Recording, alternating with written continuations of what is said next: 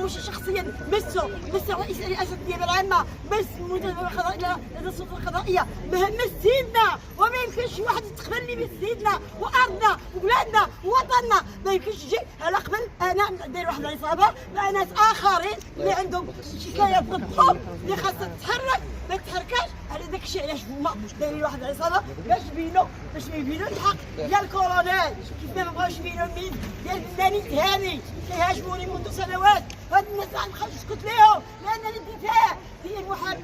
انا محاميه كندير الدور ديالي على احسن يرام. علاش كتهاجمني فيك؟ كنعرفك اش بيني وبينك انت. كتدير الناس كيجي شوناج تيتخلصوا هاد التحفه كيتخلص باش عارف درت غير انا ما تقدرش عليا. راه ما غنخلي لك حتى حاجه. راه ما يمكنش انت انا بلادي راه بلادي واي مواطن راهو بلادي باش تزيد تعاير الامهات. بسني انا في عرضي انا غندافع على راسي. انا حقوقيه انا انسانه خاصها لازم كيف قلت جميع المثال. والله ما نتنازل عن تحفه ان شاء الله تعتقل.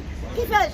واش هو وراء القانون؟ شكون اللي كيحمي هاد التحفه؟ شكون اللي معاه التحفه؟ هذا هو السؤال. بغينا نعرفوا شكون تيحميه. شكون اللي كيحميه معاه من هاد التحفه؟ التحفه اللي داير عصابه اللي كضرب فيا علانية ديك الجرائد الالكترونيه. هذوك هما اللي السبب. عارفه انا السبب لان درت شكايه جوج مناطق اي ملف كينزعوا عليه، اي ملف كيطلع عليه تحفه. داروا عصابه على دنيا باطمه باش يدخلوها للحبس.